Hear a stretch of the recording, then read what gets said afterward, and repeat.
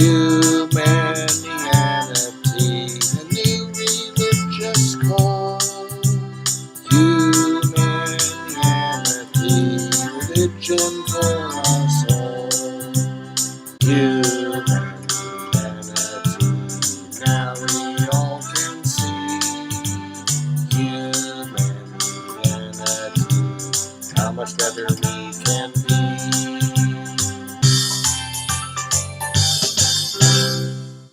Hi, I'm Bill Van Fleet, and this is Humanianity Conversation number 20, recorded on April 18th, 2019. It's the sixth recorded conversation with my friend Steve Rast. Among many things, we talked about the unfortunate guilt-invoking and anxiety-invoking properties of many of the religions brought about by the natural tendency to base ethics on obedience, about the importance of being more understanding and less judgmental, and about how many of the religions are indeed moving toward more inclusiveness and more modern values. Okay, well, what do we talk about today? Yes, what do we? We talk about, boy, that was an interesting conversation Tuesday night for sure. Okay, well, let's start with what was most interesting about that for you, related to the humanianity concept. Well, that whole reason, I don't think Tim had ever talked about why he was. Now we're recording, and I'm using a name. I'm sorry. The person who was there, I don't recall why he. I don't think he's ever discussed why he was an antinatalist in that kind of depth before, and then that kind of drew me out on some of those older experiences of that more fundamentalist religion, I guess, and the whole thing there of guilt and all of that, because you think you're doing something that God doesn't want you to do or something, and sometimes can create a lot of guilt in that. Yeah, I mean, I had, but it didn't make me an antinatalist. So I don't know.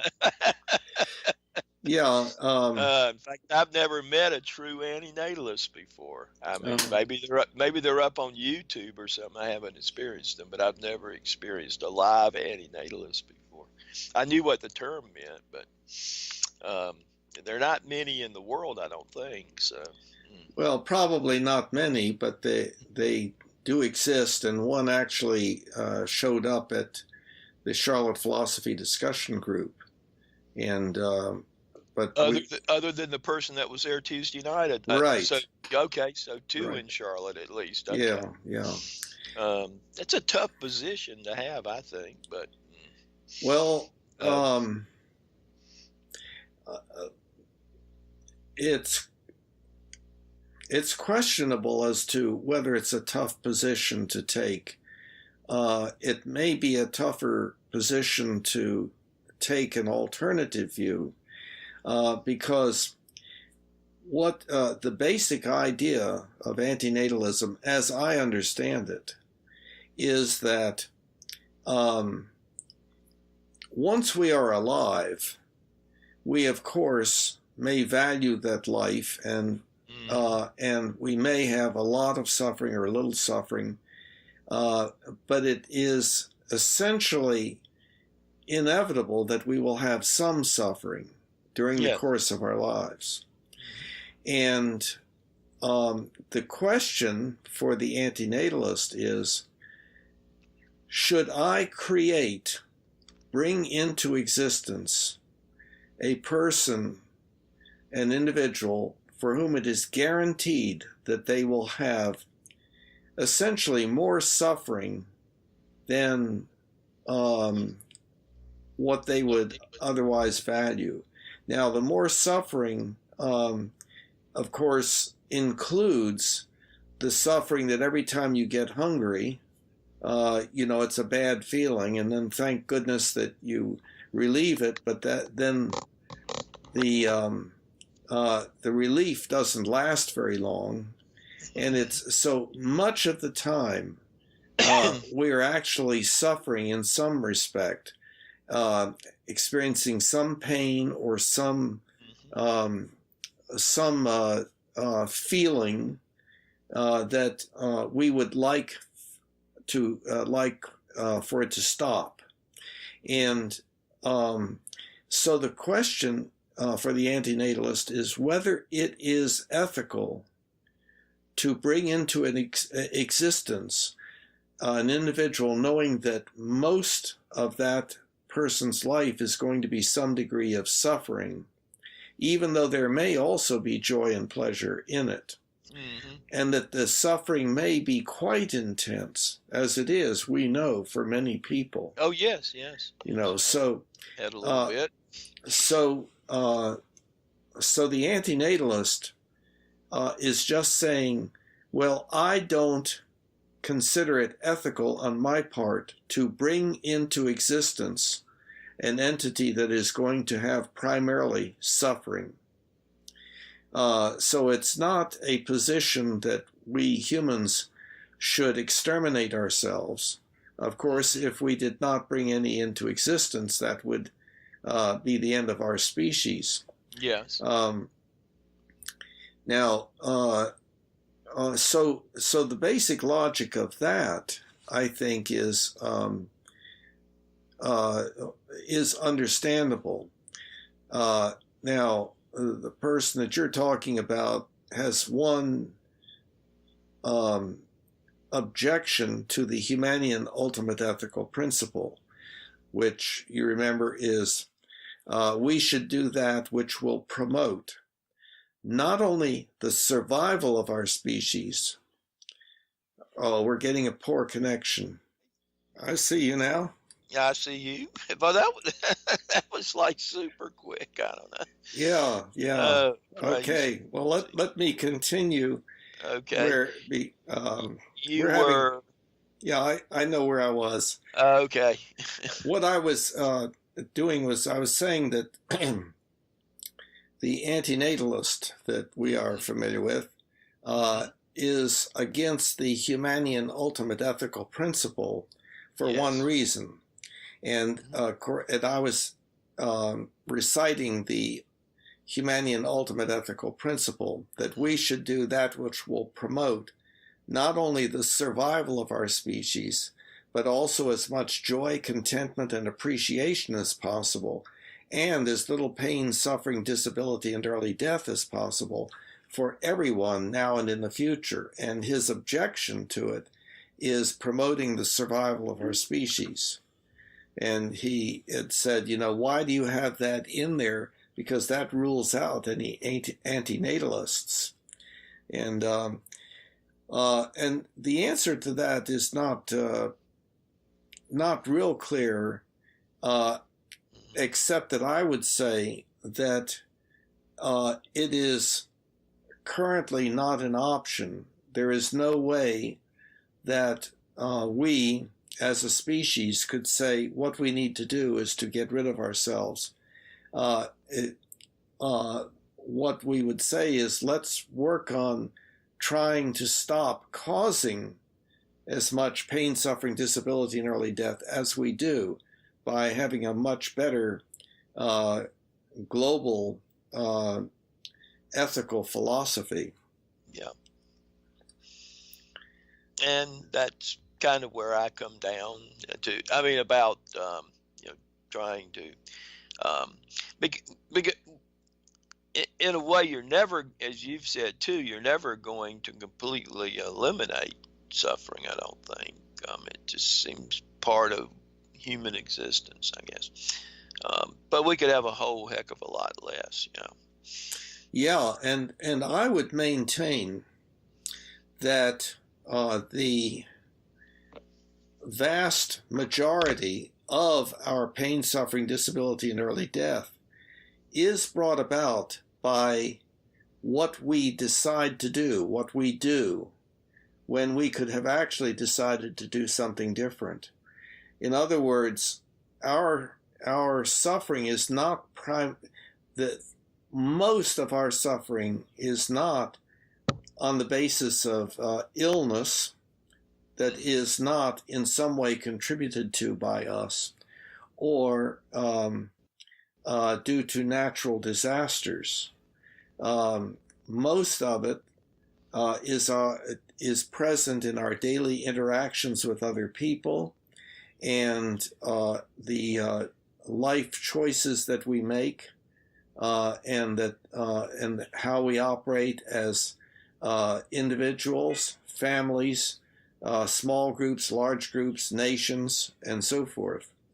And so if we were able to drastically reduce all of that PSDED, I think almost no one would consider, yeah, let's try to end this process of procreation, and let's not bring other humans into this awful mess. And even if we did that, there's all of that pain, suffering, disability, and early death that occurs among animal species. So you're looking a little sleepy. No, I'm fine. Oh, are you? Yeah, I was just blinking my eyes. Oh, yeah. Well, I know that when I talk at some length, people get sleepy. So Oh no. I have to be aware of that. I was listening. Yeah. Okay. So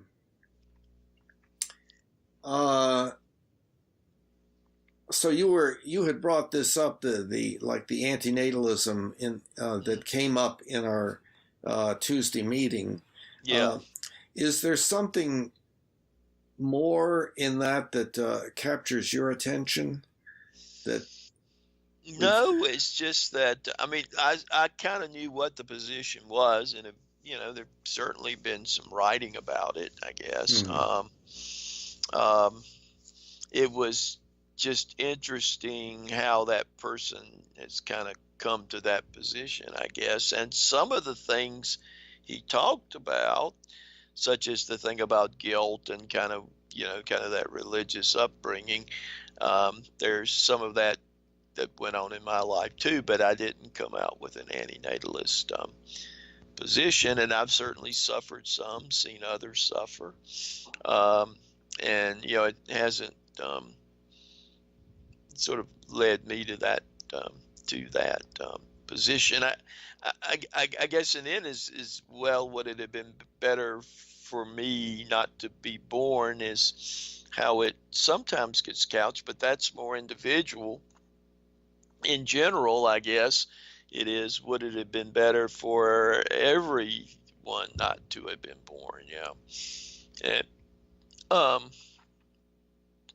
it's not one that I've reflected on deeply, I must admit, over the years. But for some reason, sort of, I guess, where I'm at or whatever, it just kind of,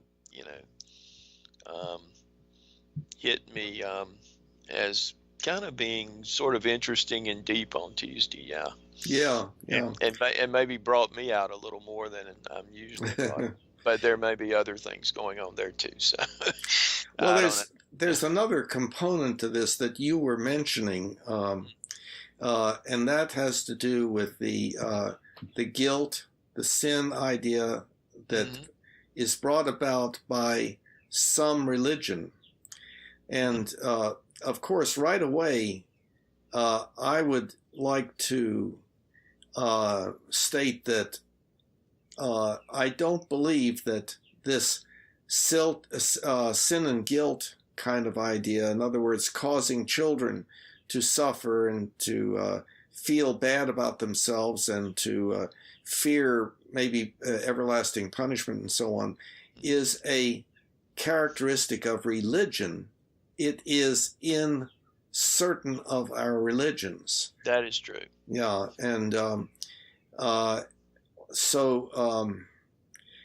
and see, the thing that I think is the most important aspect of the Humanianity concept is that no, we should not get rid of stamp out or allow to die religion.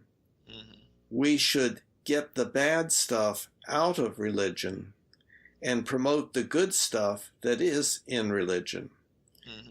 And so there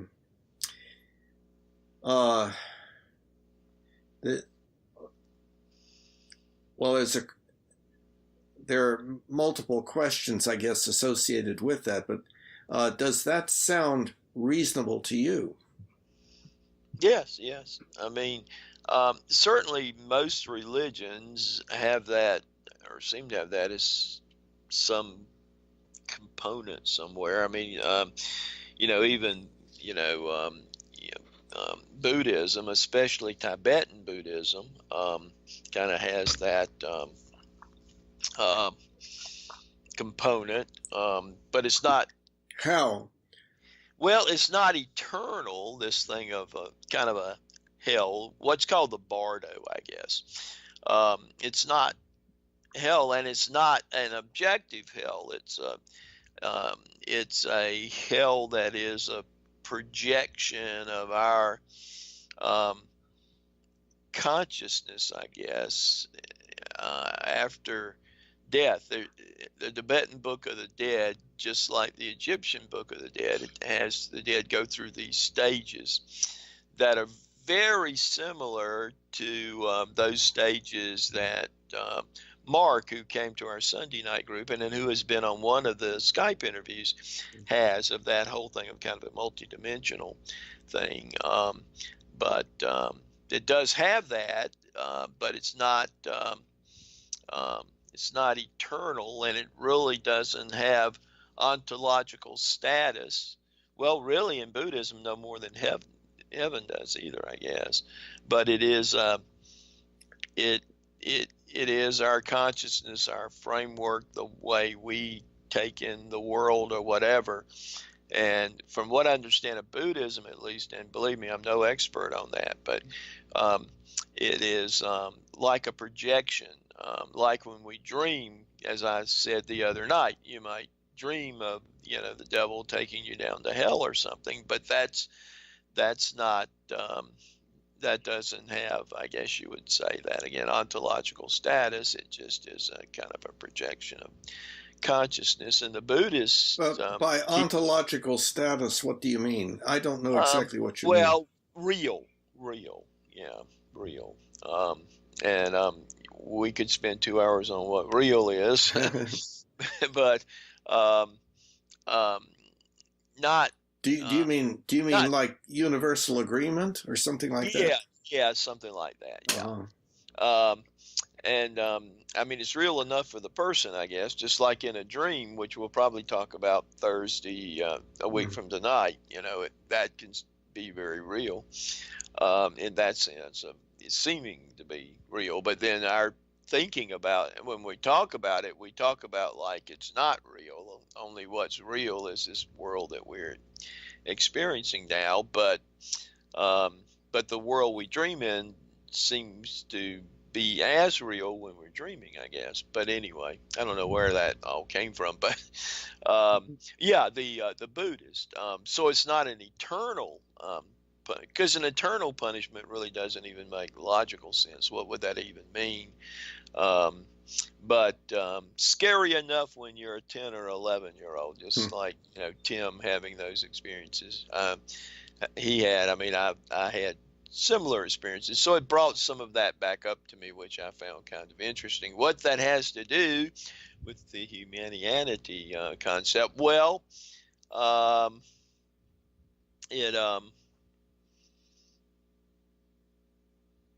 it points out the difficulty of getting beyond your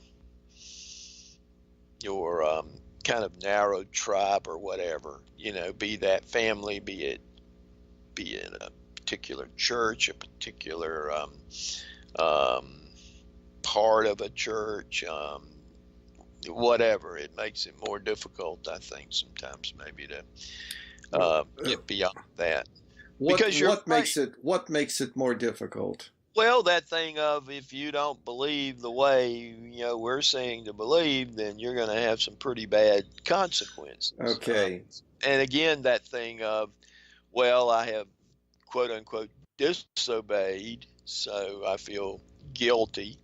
Uh, Um, and, well, I don't know. Maybe that's what in the Catholic Church reconciliation is all about. You go and talk to a priest, and he gives you a little absolution, and you feel better about things. I don't know.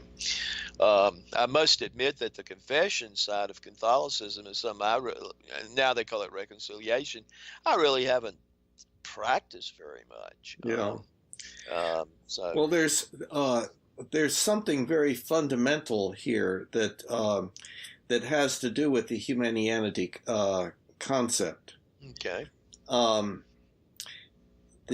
as it states on the website, Humanianity currently is a movement within religion, hmm, and ultimately may become indeed the religion for humanity. But currently, it is just a movement that is occurring right, to a right, greater or lesser extent in the various religions. And what is that movement? And the movement, in the first place, of course, we're saying that the primary function of religion is ethics. In other words, how to live life, what we should and should not think, do, feel, anything that we have any voluntary control over. And of course, our religions have to have existential beliefs about what exists and how it works and so forth. And religions began in the past, so they have a lot of ancient ideas in them and so on, yes, which is improving. The religions are increasingly incorporating more of modern ways of thinking about sure, existence, that's compatible with science and so on. mm, But at any rate, this ethical function of religion um, is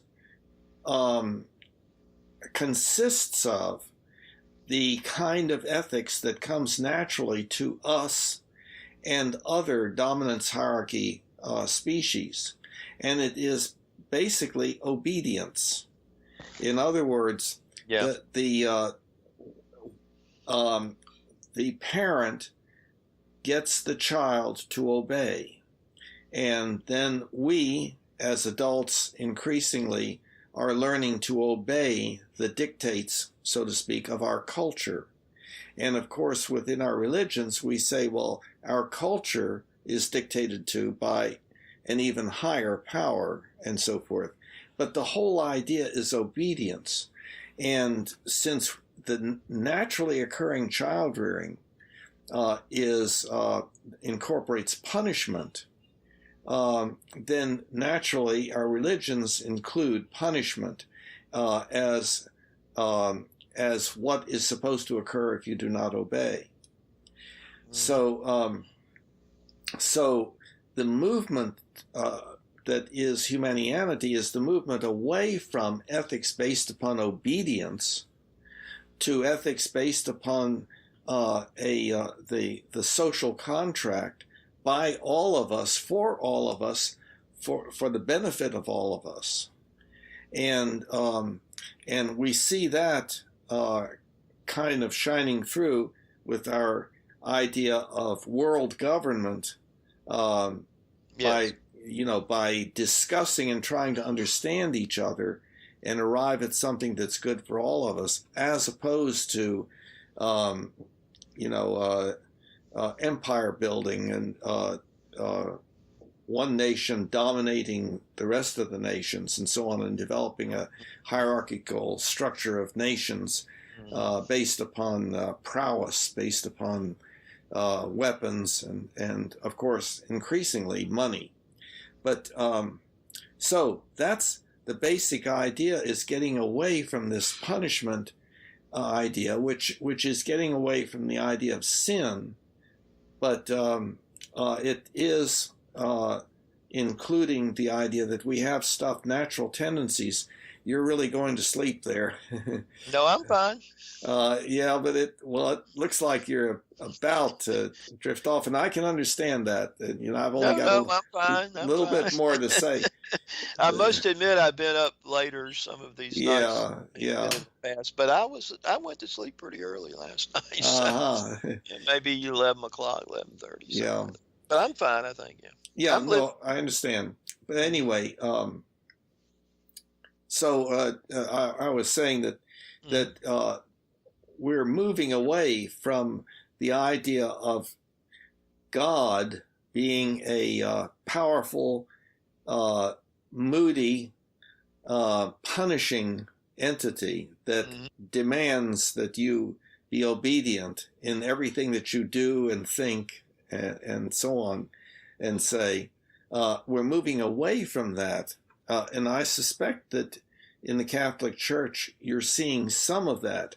It would be Yes. very difficult for the Catholic Church to move rapidly because it is so based, there's so much tradition and everything. Oh yeah. Yeah. There's this long tradition of there's only one way to do it, Mhm. and that's been dictated. And Yeah. Yeah. you'd have to get God to change His mind, and so forth. And that's a real hard thing to Yeah, do. that's a hard thing. Yeah. But I would imagine that it is appearing, and the one place that I thought I saw something like that was. Uh, and this may not be a good example, but uh, the sexual uh, problem that the Catholic Church has had, Mhm. the pedophilia kind of Yeah, thing. with the priest. Yeah. Uh-huh. Yeah, that because of lack of responsiveness of the top of the hierarchy, there were Mhm. proposals that Catholic memberships take over the church. Yeah, that's out there. That sort of thing. Yeah. So taking over the church, that would be more the social contract idea rather than being Mhm. at the mercy of whatever the beliefs and whims are of those in power Yeah. or whoever is in power. You see, Mhm. but I think other religions probably are going to be able to move in that direction to to see God as an a loving, encouraging entity that doesn't want us to suffer. And Yeah. so Yeah, I think that's true. I think that's certainly happening in the Catholic Church as I see it. And it is, huh? yeah, How I how mean, do you observe it happening? um,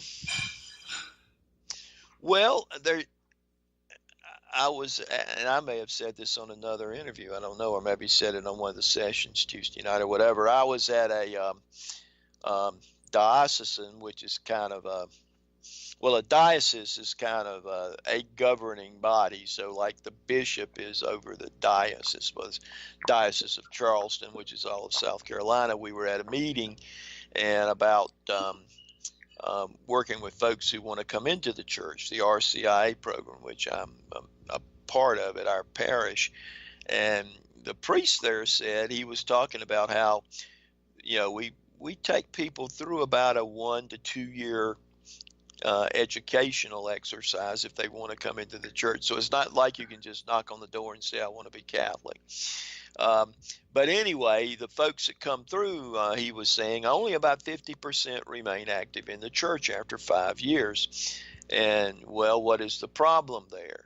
And he said, the problem is we don't say enough about, that the real basis of the church is Jesus loves us and has always loved us. Which same thing is to say, I guess, Trinitarian again, is that God has loved us and always loved us, and can't help but love us. Mm-hmm. And that's kind of the idea I think you're talking about. And but again, I think we project all of these things. I think for some reason. Um, and maybe it's upbringing, like you say, in the way we're reared and all that, that we project all of this really negative stuff on on a God that never existed. I mean, we just create this God. um, because, again, for me, when through practice and all of this with meditation and all this over a fairly long period of time, it has just come to me that love and all of that just surrounds us. And is there some suffering? Yes. And can I explain that? No, not entirely. Some of the human I can because of the acts we do.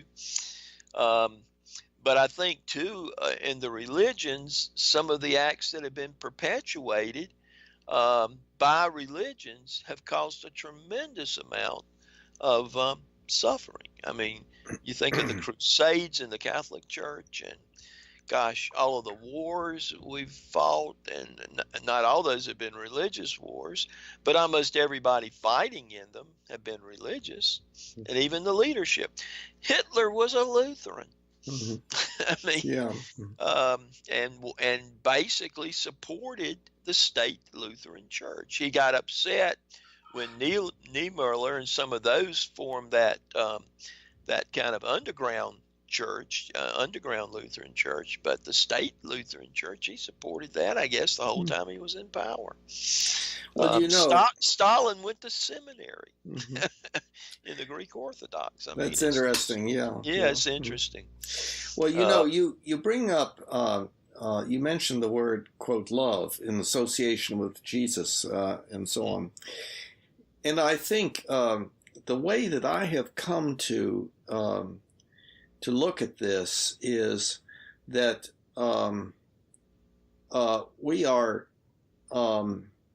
we have these basic things within us that are there by virtue of evolution. They are there in chimpanzees and bonobos and in tigers and so forth. Evolution doesn't care anything about pain and suffering and so forth. Suffering promotes survival of the species because it motivates us to stop whatever is causing the suffering. So without pain, we're at much greater risk of dying early, and so on, all of that. So within us is this tendency to that the common denominator of which is fighting, is anger and fighting. And it's seen at all levels, interpersonally, within the family, between parent and child, between friends, between employers and employees, between groups, between nations, and so forth. The dominance hierarchy, the struggling for dominance, anger, hostile behavior, all of that. So there's all of these different things, but then there are also the other things in us that are kind of the opposite: attachment, affection, mutual grooming, even in our highly sophisticated human ways that are nonverbal and or verbal and so forth. Yeah. We make each other feel good and so on. And so it's kind of like there's the bad things and the good things. Now, the good things, I think people label under one label, and that is love. And that's a very important concept. And so what was emerging within Christianity was we need to move more toward love and away from fighting with each other and putting each other down and struggling for dominance and so on. We need to, and the dominance hierarchy means, who looks up to whom, who looks down upon whom, and so forth. And one of the concepts of Jesus, as I understand it, was that he was supposed to have not made class distinctions and so on. So again, it is trying to move away from this dominance hierarchy tendency to experience anger, engage in hostile behavior, and struggle for dominance, and so on, which causes so much suffering. And so, so when we see the religions moving toward emphasizing love one another, that is, I think, our beginning efforts to move away from this natural tendency to struggle for dominance, to admire power, and to enjoy fighting, enjoy watching it, and enjoy doing it in the many ways that we can do it. So I think that that's kind of a basic, essential idea having to do with what Humanianity is. It's the movement away from anger toward love, or away from dominance, submission toward love and treatment of everyone with concern for everyone, and so on. Yeah, and I think I think it's more me personally, I guess, in my experiences, I guess it is more than just kind of that whole because evolution's a very linear thing. I mean, and we look at time in a very linear way, and I, I have this more, as I've talked about before, which is hard to put into words again, that sort of more holistic concept of that what was, what is, and what will be is all in is all in the moment that we are experiencing, but we're sort of never in that moment, I guess, in one way, or maybe we're only briefly. And even saying we're briefly in it puts it in a linear way again, because it's kind of the only way we can discuss these things, I guess.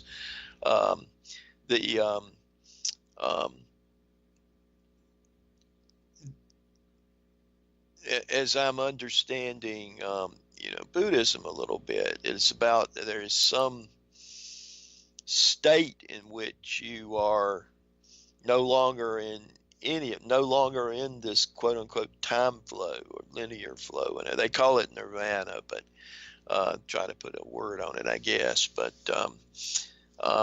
then that brings up all kinds of kind of paradoxes, because it's just something you've hardly ever experienced, so you don't have any way to understand even what it's all about. And the best I've seen about it is, well, it's sort of like one drop, dropping into an ocean and becoming part of the ocean, which most people sort of aren't too crazy about, because they want to be an individual drop still, so they can conflict with other drops, I suppose. I mean, as long as we have these egos, Bill, it seems to me, and we see ourselves as separate existences, it brings up that tendency to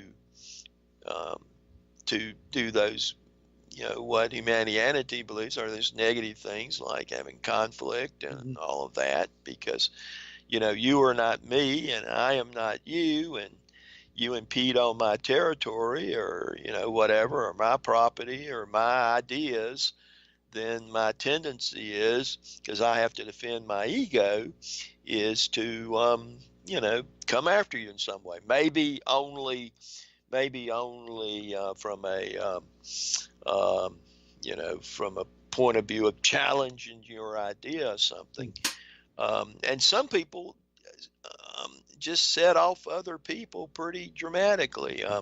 No names again, but Sunday a week ago, there was a situation there where one person, and agreeably probably wasn't completely following the rules, but I think he's not a real good rule follower, but was brought up, and then another person in the group just went off on him, and you handled it well, so you certainly know how to handle those things maybe better than I do. But I mean, it's just that thing again of it, you have that tendency to want to defend yourself. And I really was like that in my 20s and 30s, and maybe I'm not as much so that way now, but maybe that's just age. Maybe when you get to be 71, you realize your ego's not permanent. Certainly, I don't think ego's eternal. I haven't seen too many non-alive egos walking around the world. But I think that's a basic problem, Bill, is that um, we just believe we have to defend this whatever that we call myself, and um, you know,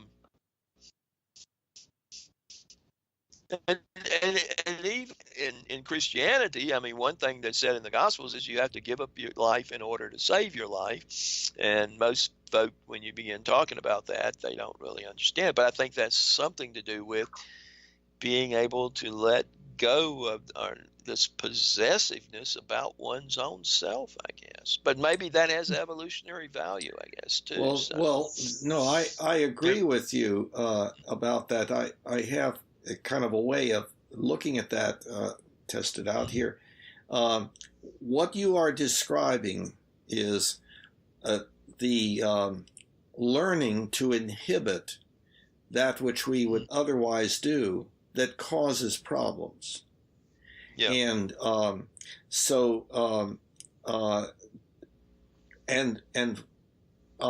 what you were talking about a little bit earlier, the way that I conceptualize that is that it's important for me, it's important to me to work on my quality of life, meaning how I feel based upon how I think about things.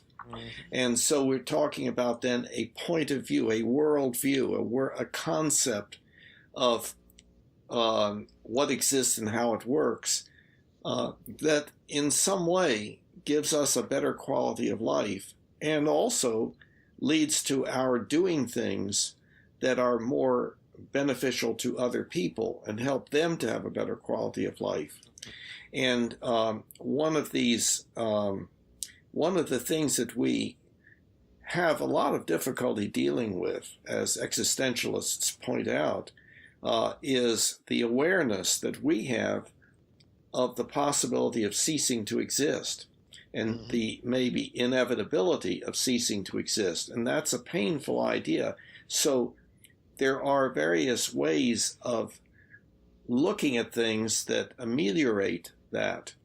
And one is that, one, of course, would be, well, no, when you die, you just go to a different place. And in fact, you meet old friends and so forth, and you have an even better life and so on.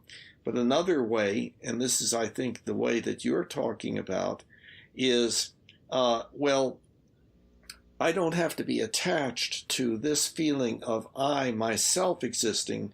I can feel like I am a part of that which exists eternally.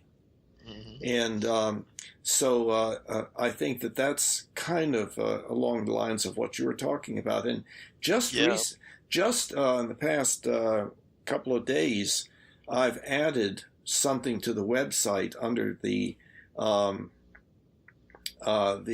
specific intro part of the home page, where it has definitions and explanations of terms as used in the website. And I've added on supernatural. And this that I'm talking about is described under that. And that's something, it's a little complex, and I don't want to get into just reviewing that here, but you or anyone can find that very easily. I'll look that up. So again, what you're describing is, indeed, some of the religions advocate for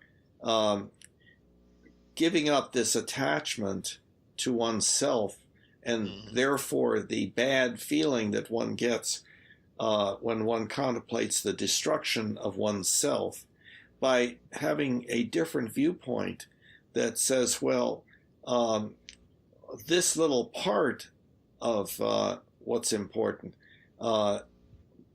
doesn't just disappear, it merges into that which is really important and is broader and is everlasting, or at least close thereto, or whatever.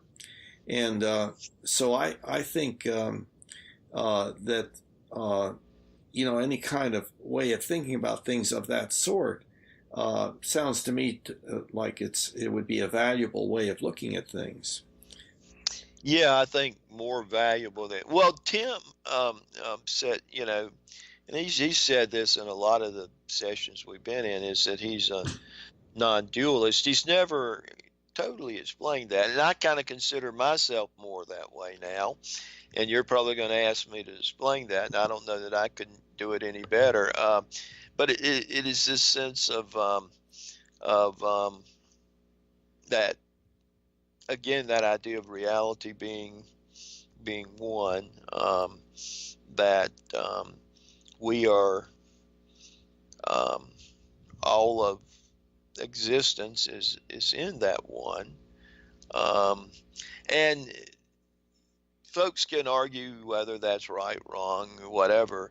If you have that as kind of your basic faith position, because I think any foundational principle that we take is on some kind of faith, trust, or whatever you want to call it, it has certain implications for how you live, I believe. So if that indeed is true, then no matter who the entity or person is out there, maybe doing something wrong to me, maybe doing something wrong in the world. Of course, again, as I've said, we always bring up the worst case scenarios like Hitler and Stalin and people like that. But that too is a part of all of that one. And so like you said, you feel sorry for Hitler, and I do a little bit too. Or if someone is doing things we don't like, well, that person is doing what he's doing. He or she, they're where they are in their journey or whatever, and I'm not nearly as judgmental as I used to be. I think Cosmo, it was said something about we need to look at the difference between judging and evaluating. I think the two are really different. And I have for a long time. It's actually in the chapter on rational ethical anger prevention in book 1 that's free on the website under philosophy, talked about that there's a continuum that we can kind of rate ourselves on, that at one end would be called judgmental, and that the other end would be understanding. And the more one is over on the judgmental end, the more one is likely to experience anger and outrage and to be hostile and punitive and so forth. And the more one is at the understanding end, the more one really takes a kind of a deterministic view of the other person, not of the self, but of other people, like Hitler, for instance. And we would say, well, he was made into the person that he became by his whole life experience, his childhood, and the aspects of the times, what his nation was going through, and also what is built into all of us, a tendency to admire power and to feel good about being dominant over others, and so on. And so he was promoted into that position because he reflected that was put into him by evolution and by early childhood experience and by subsequent experience during his life. So if he was made to be the way he was, then he was a victim, like everybody else there, Sure. so everyone there was a victim, including him. It was not like everybody was a victim of him. And so that's the understanding approach to problematic behavior that can be horrific. We still. Yeah, yeah.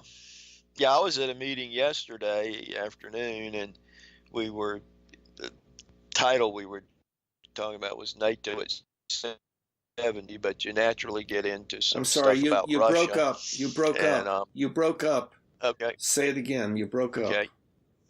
Well, I was at a meeting yesterday that had the title NATO at 70, but in speaking about NATO, you're naturally going to get into talking about Russia, I guess, and our relationships there.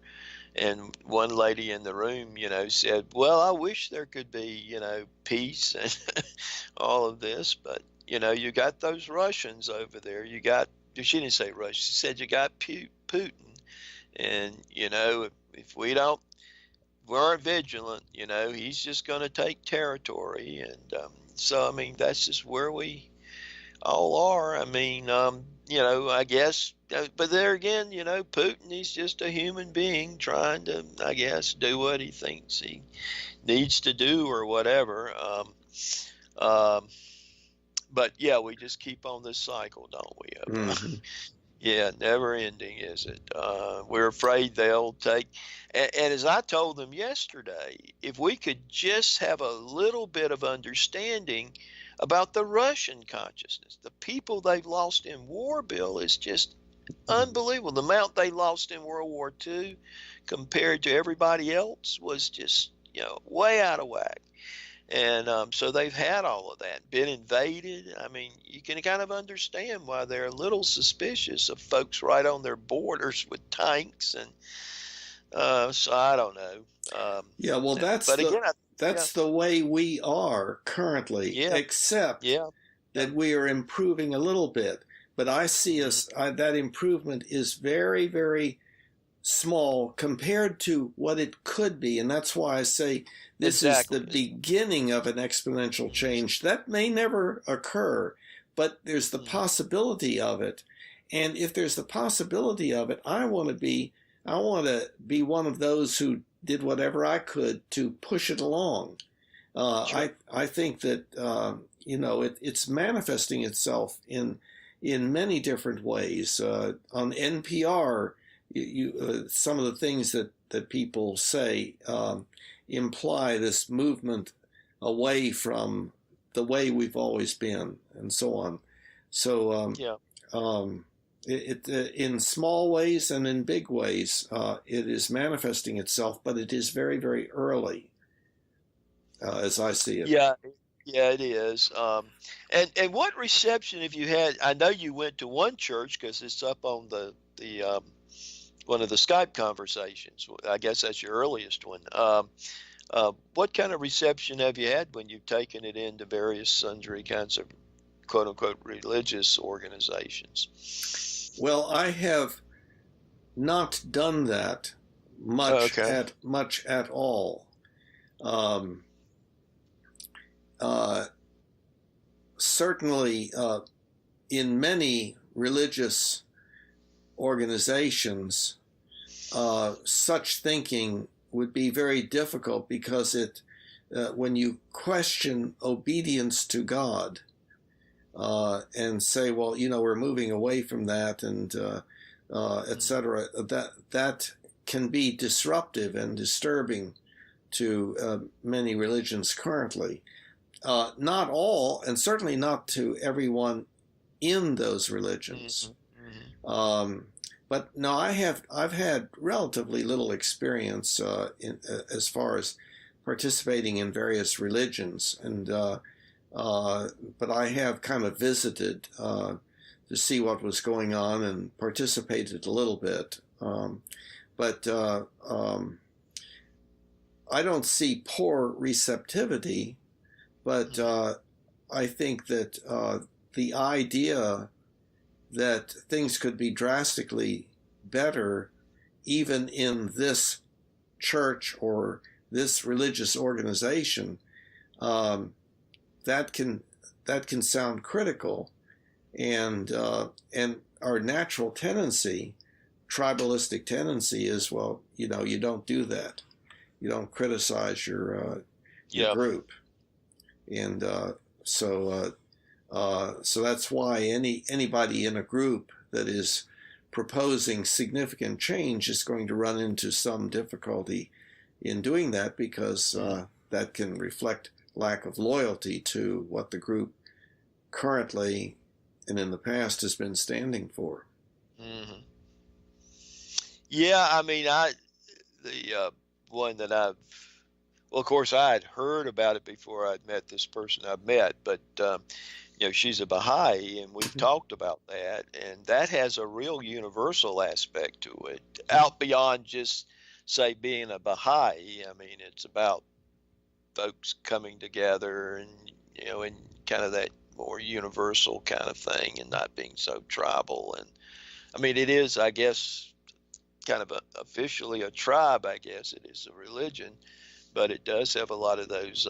It's interesting. It has a lot of those universal aspects, but it still has a lot of rules when you sit down and start reading it for your personal life. So I don't know.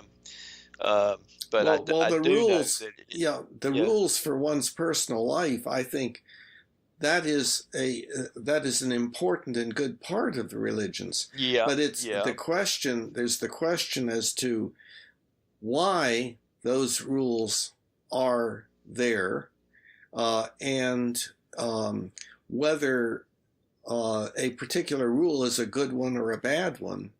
yeah, yeah. That's Why true. they are there.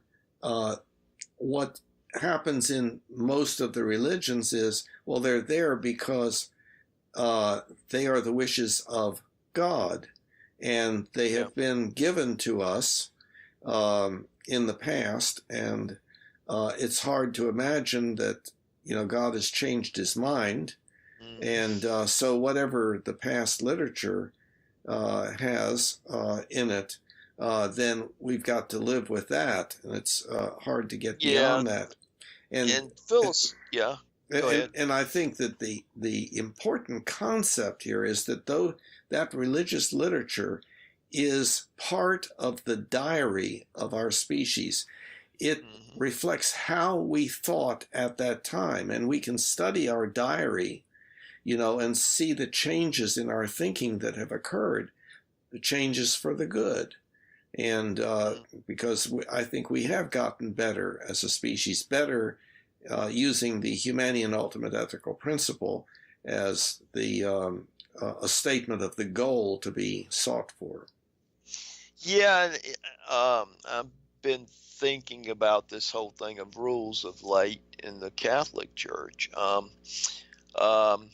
course, the Catholic Church, like most other religions, when it comes to you know, human relationships, marriage, that sort of thing, is that they're, you know, if you're sort of going to like sort of fully consummate a relationship, that should only be done in marriage.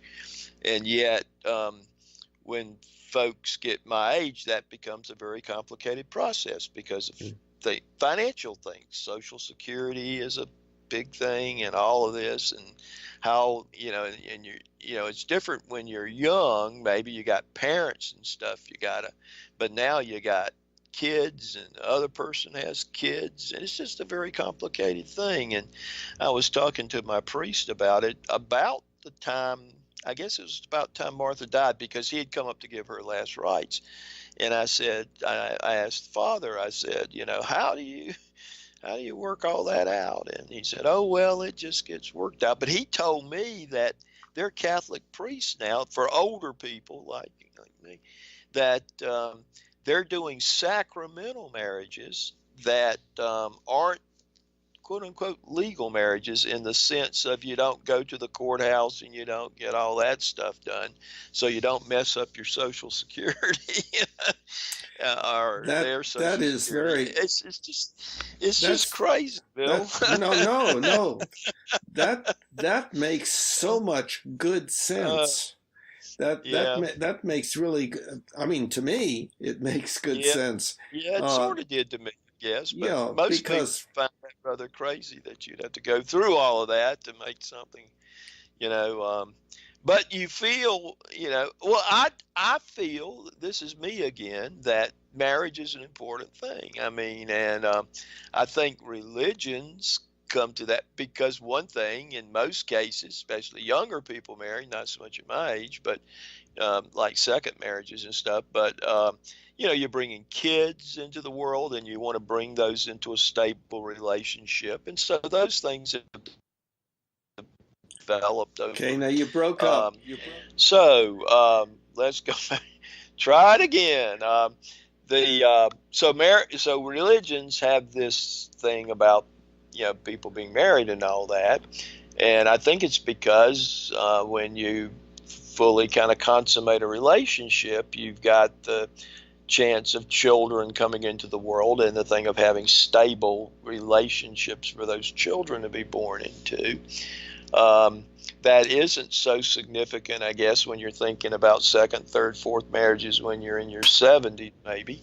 Um, Although Strom Thurmond seemed to do some of that, but anyway, bring children into the world at a pretty old age. But anyway, one reason I think one should not be casual about this is that one thing, and granted, I don't have a tremendous amount of experience in this area of like multiple people and stuff, multiple marriages or anything.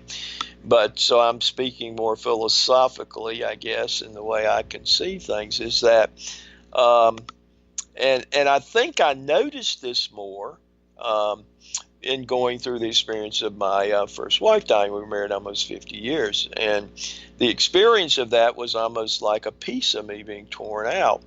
And I got to thinking on that, and I've actually done some writing on it, in fact, and had some people look at it and say, yeah, you're probably right about that. So maybe I am, maybe I'm not.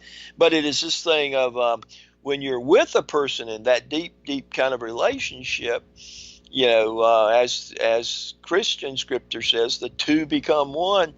That is going to be with you for the rest of your life. I mean, and so I think you just have to be very, you can't do that casually. And what concerns me ethically today is so many folks are just doing this, especially younger folk, are just doing this so casually, and how that's going to affect their lives and that sort of thing. But I don't know what that has to do with humanity either. Well, But that's I kind think of how ethics. That's kind of how ethics develop, I think.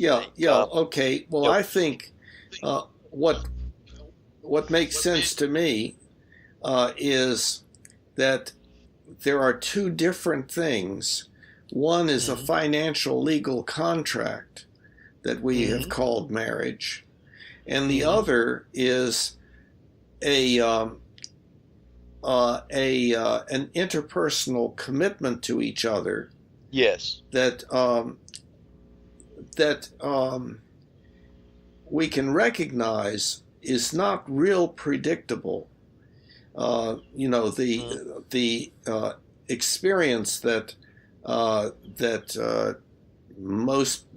most people have had, I guess, is that a relationship that begins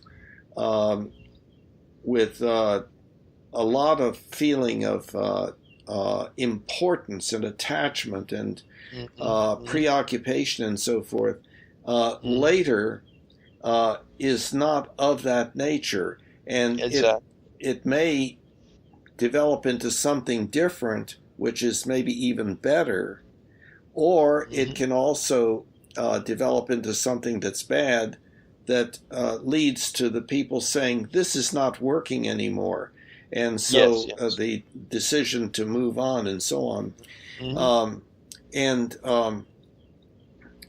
It's a complex area that I don't have any specific beliefs about or knowledge about, but it seems to me that that those are two separate things. The financial legal agreement that any two or three or four or five people could enter into that said, we're going to share our resources, and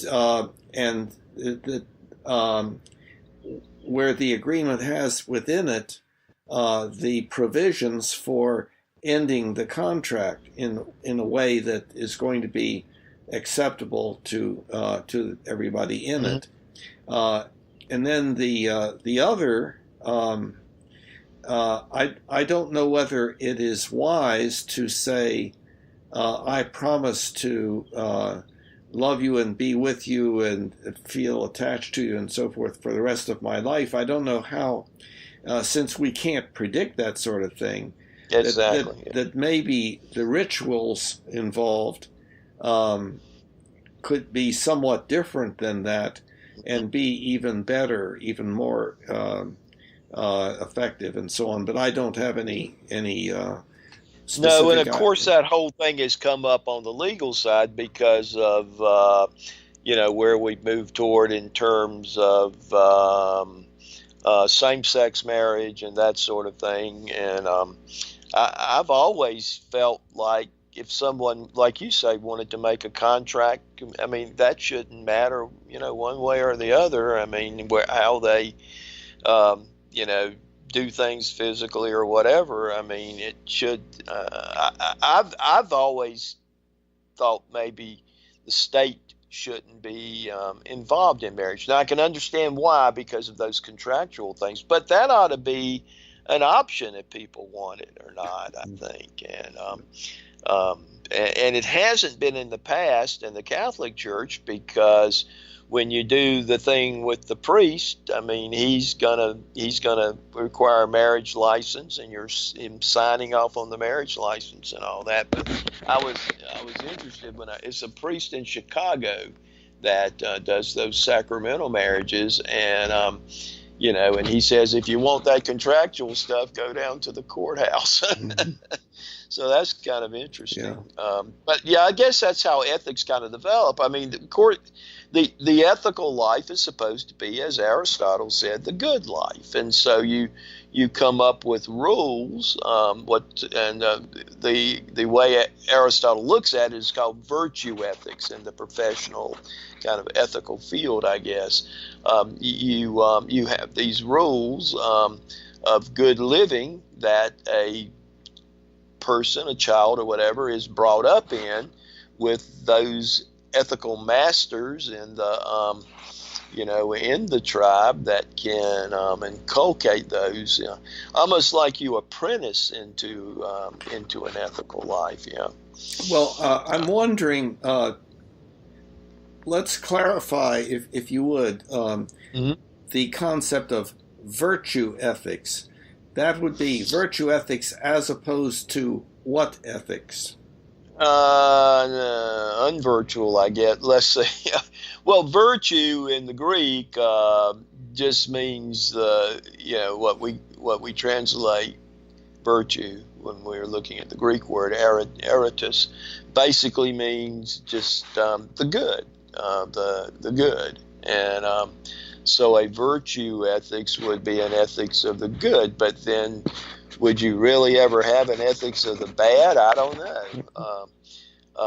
The word ethical really comes from the Greek word for ethos, for the tribe.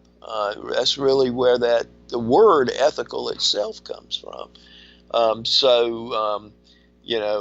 the Aristotelian standpoint, it is what should we do so as to live a good life, and you could put virtuous in there if you wanted to. Good virtue is a little higher than the good, maybe in the Greek mindset. It's almost transcendental or something. I mean, we say this is a good piece of meat or something. If we're talking about a steak or something. But the virtue is, from again an Aristotelian standpoint, is the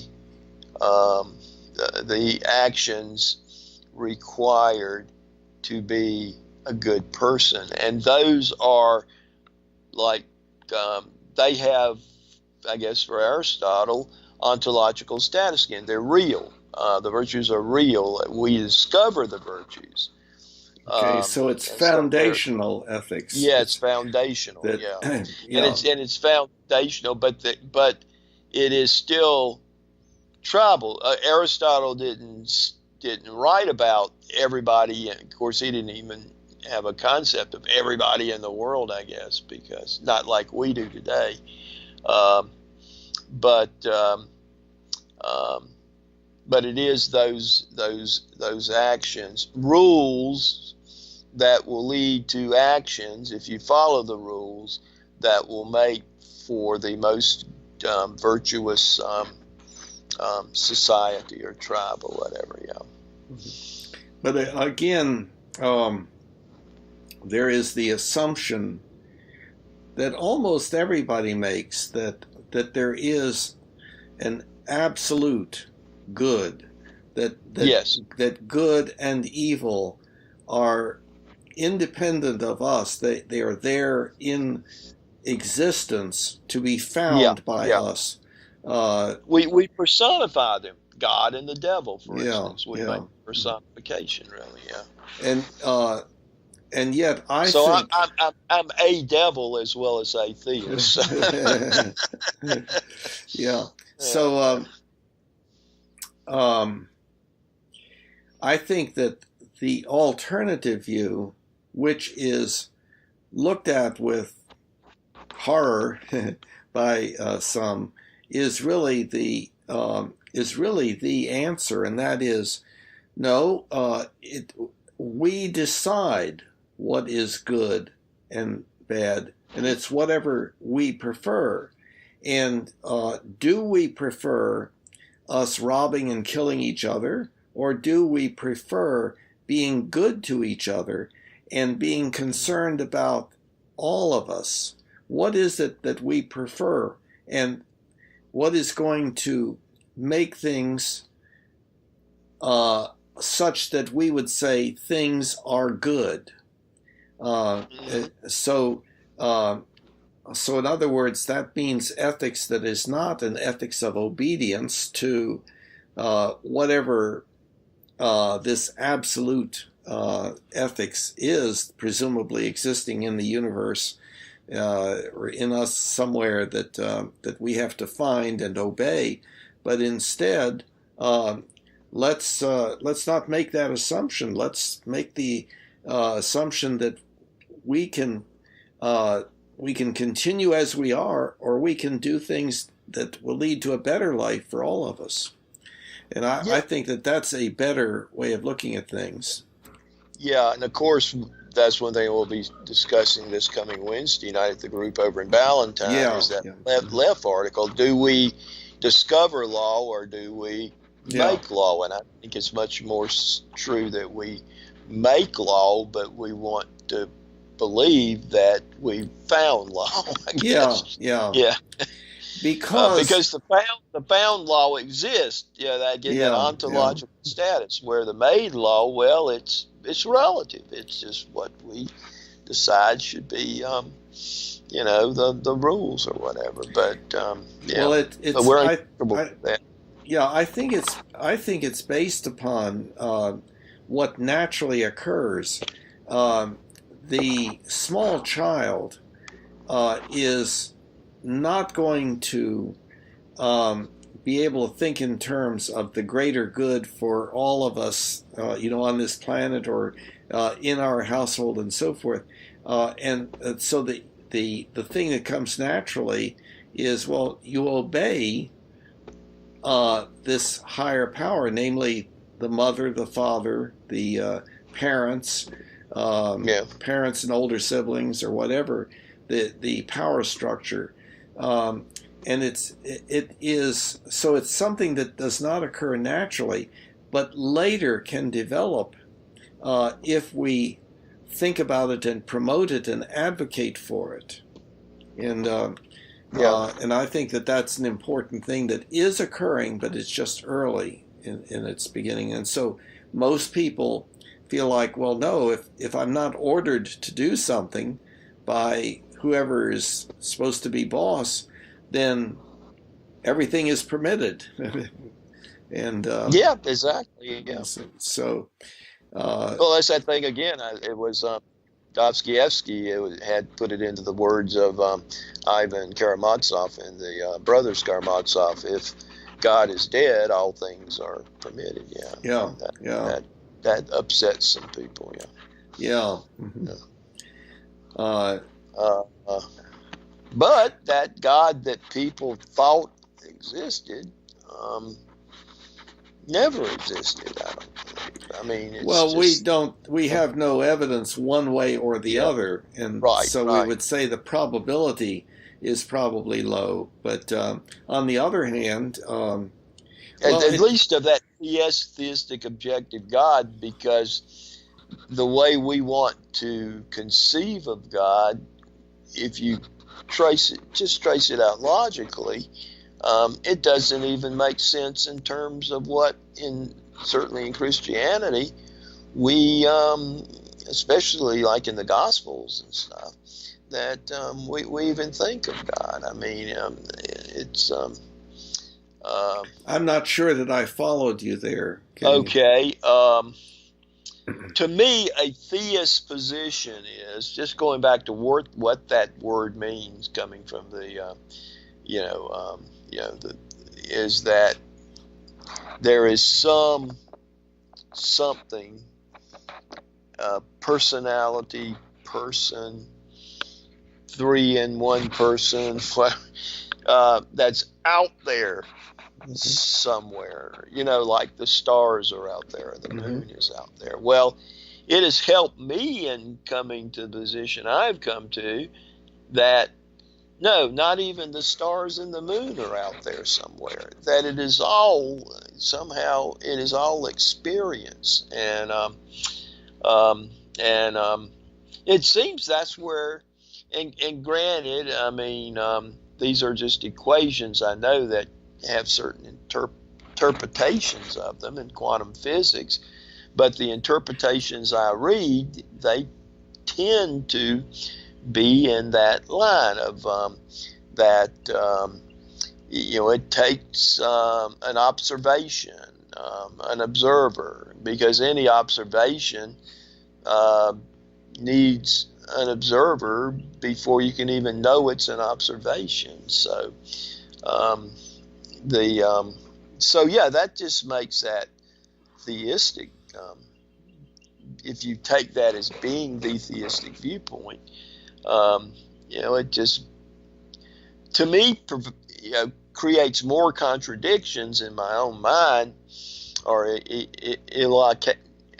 illogical kinds of statements, than the atheist position, which I have, in which it's not some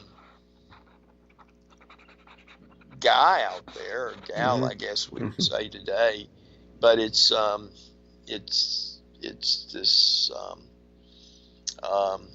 it's this kind of mystery of the world, mystery of experience, mystery of why there's something rather than nothing. Yes. Yeah, and that that's dealt with in the mind-body problem book. That's free on the website humanianity.com under under philosophy, or it's even in podcast form also. Yeah. But and I think it's not easy reading, but I think it really it's the best answer to the mind-body problem that I've ever seen. But then I have to be a little bit biased since I'm the one that wrote it, Since you wrote it, yeah. Well, and I think it's very, very good. The only thing, and I don't know, maybe we can't get beyond this, but it's this idea, again, when you look at it scientifically, empirically, is that the mind is somehow created by various and sundry chemical reactions, chemical processes, neuron, motor, neurons, all of this stuff. And it just doesn't seem that way to me. Right, and that's what the mind-body problem book deals with. I I know know. exactly what you're talking about. Yeah, yeah. Most people say, well, I don't know what the statistics are, but people say, well, it's um, an erudite kind of problem that is for people who like to think about such things, or well, a mind-body problem is not really a problem at all. It's just that science has not yet come up with the answer, but give science a little time and it will, and I don't think any of that is true, but it is very difficult to convey what I convey in the Mind Body Problem book. Yeah, I agree. It's a very good presentation. Yeah, I think it. Because I've read a lot in that area, because it's been a major philosophical issue for a long time,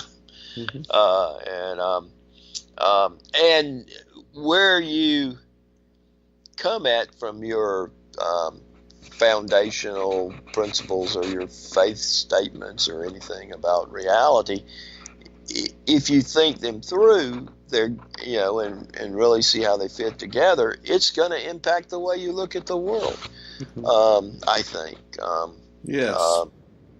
I mean, if you see all that is as being interrelated, you can't do an action yourself without an effect. It's like the stone in the lake with the ripples that go out. It makes you look at the world in a very different way, and maybe even act in the world in a very different way. Well, a statement that I would make in that area and have made is that the question, as considering anything that you're about to do, no matter what it is, the question can be asked, well, is that what I should do? Should I or should I not do it? However, it is very, very frequent that no answer can be arrived at. And so that means that, well, you could toss a coin or something. I think you're beginning to drift off. No, I'm here. So I know this sort of discussion is difficult. We're talking about stuff that it's just getting esoteric. good. It's just getting good. I don't know if other people find it that way. Some people find these kind of discussions quite disturbing that I've had them with. But is that right? But I mean, I think about things a lot, and I process things a lot. Know that maybe that's good, maybe that's bad. I don't know, but it does relate to how you live. And so what in Humanianity we're asking folk to do, I guess, in a way, is kind of have a foundational principle without making it foundational, or realizing that it's not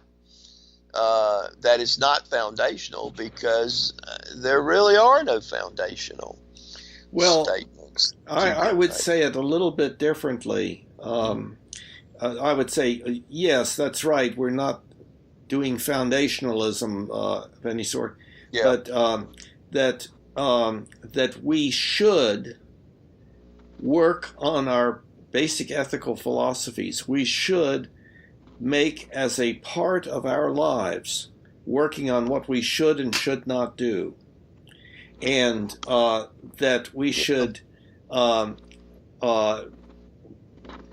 use as the goal the Humanian ultimate ethical principle, and that we should always be open to challenge of any of the conclusions that we arrive at. Those are so it's a continuous working on becoming better, as defined by the Humanian ultimate ethical principle. Yeah. So that's kind of the way I see that. Yeah, and that's kind of the way you had presented it. And, I mean, it doesn't seem to me there's too much in there that people could, you know, sort of disagree with. I mean, certainly life would live better if we lived it a little more in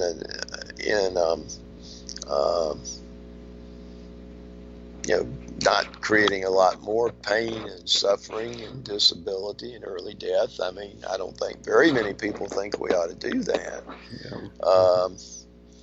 But yeah, it gets all wrapped up again in somewhat, as you said earlier, in this whole thing of, religion and God. And if you say we don't, we no longer, have this God that tells us what to do, that we have to obey and all that, that is a little disconcerting, I think, to a lot of people. Yeah, now, and I'm not saying that that it is an inappropriate or non-optimal thing to believe that there is a God. But I think there are different ideas about what such a God is and stuff like that can be detrimental. I think that if we believe that there is an angry, punitive God that demands loyalty and considers himself or herself to have a group of humans that are his and that stand out against the others, that's not a good thing. I think so. And I've been your, I guess, leader of the Gastonia contingent of your organization. Yeah. We've had some conversations about that. Good. And about what, about what the concept of God really is. And of course, this person has a real, fairly extensive formal academic study area in science, primarily biology, but sideline over there in computer science. And she person, kind of, I think maybe the person would disagree with me if I said this, but I think this hasn't completely, as none of us really have, kind of completely thought through, well, if this is my concept of God, what does that mean? How does that follow out? Take this as our axiom, and then what are the various premises that, that follow from that? Yeah. So we're doing a little bit of that kind of work, so may have some results there. Well, I would like to see that group get going. Yeah. That's the only other group in the country, I think. That's right. Yeah. We probably. There are probably a few how do you say it? Humanians is how you pronounce it. Yeah. In the Gastonia area. It's kind of surprised me. I had not done much in Gastonia in years, and there's some interesting things going on over there. Well, what I was actually going to say was, well, we've been at this for quite a while, and we're always under the threat of the internet going down again. Oh, this has been, when it's been on, it's been so much better. So maybe they I'm certainly paying more for it now since I got that higher speed. So hopefully it's better. Yeah. Okay. Well, so we'll reconvene here on Humanianity Conversations fairly soon. I'll be full of Catholicism, I guess, over this next 3 days, and then a little Buddhism on Sunday. Yeah. But it's good. Good. Okay. Well, so have a good week, and I will see you soon, and we will be back. Probably see you on Tuesday, I guess. Yes. Be the time we'll be together. Okay, very good. I'll try to bring Gastonia to Tuesday. Good. Take So we'll see care. how that works out. Okay, take care. Bye-bye. Bye-bye. Bye-bye.